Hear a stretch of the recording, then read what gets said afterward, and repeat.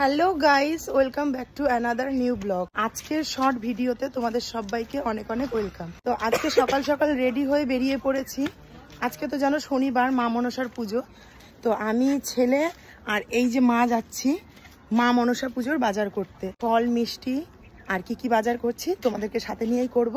চলো দেখতে থাকো। মা এখানে জিজ্ঞাসা করতে গেল যে এখানেই দেবো আমরা পুজো, যে কটার সময় পুজো। তো বললো 10টায় বসবে, তো তাড়াতাড়ি গিয়ে ফল ফুল মিষ্টিটা নিয়ে আসতে হবে। তো চলে এলাম মিষ্টির দোকানে। দেখো মিষ্টির দোকানে পুজো উপলক্ষে একটু ভিড় আছে। মিষ্টি পছন্দ করেছো?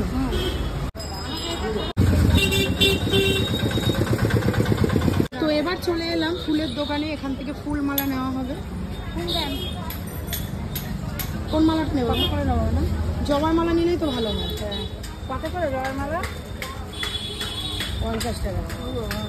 কি গরম পড়েছে বাবারে বাবা। আর বাড়ির জন্য একটু লুজ ফুল। ফুলের দোকানে বললো মালাটা বানাতে একটু টাইম লাগবে, তাই জন্য আমরা চলে এলাম ফলের বাজারে। তো এখান থেকে ফলটা নিয়ে নেব। এই হচ্ছে ফল।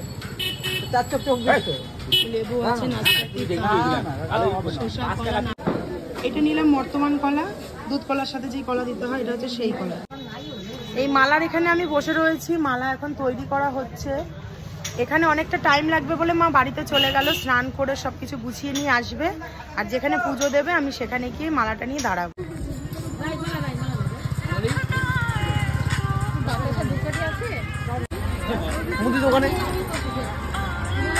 ফুল নেওয়া কমপ্লিট হয়ে গেছে। এবার আমি চলে যাবো একদম যেখানে পুজো হচ্ছে ওইখানে।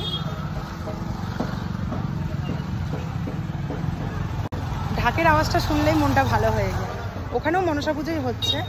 তো আমি মালা নিয়ে আস্তে আস্তে, মাও রেডি হয়ে গেছে। এখানে ঝুড়িতে নিয়ে নিয়েছে দুধ, কলা, ফল, ধূপকাঠি, মোমবাতি আর হাতে যে ফুলমালা নিয়ে আসলাম রয়েছে সেই ফুলমালা। তো এবার আমরা বেরোবো। আসো আস্তে আস্তে আসো। আকাশটা কি ভালো লাগছে দেখো, সাদা নীল সাদা নীল, কি স্নিগ্ধ লাগছে। হঠাৎ করে রোদটা কমে গেল, খুব সুন্দর লাগছে। আর আমাদের এই ভিউটা খুব সুন্দর বাড়ির সামনে। এই যে পুকুর, হ্যাঁ এই যে পুকুর, খুব সুন্দর লাগছে। আসার সময় ওই মাধবীশীদের বাড়িতে আমি জিজ্ঞাসা করেছিলাম, তো বললো যে ব্রাহ্মণ এখনো আসেনি, ওরা গুছিয়ে বসে আছে। তো চলে এলাম মায়ের এখানে। আমি বেশি ভিতরে যাব না।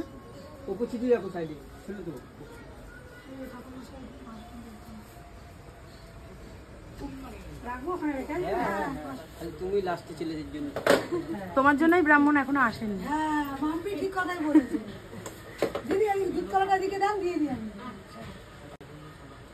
জয় মা, মা গো,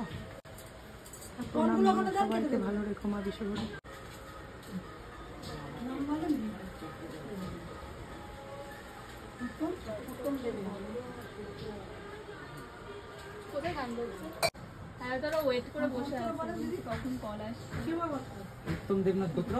শিবগোত্র।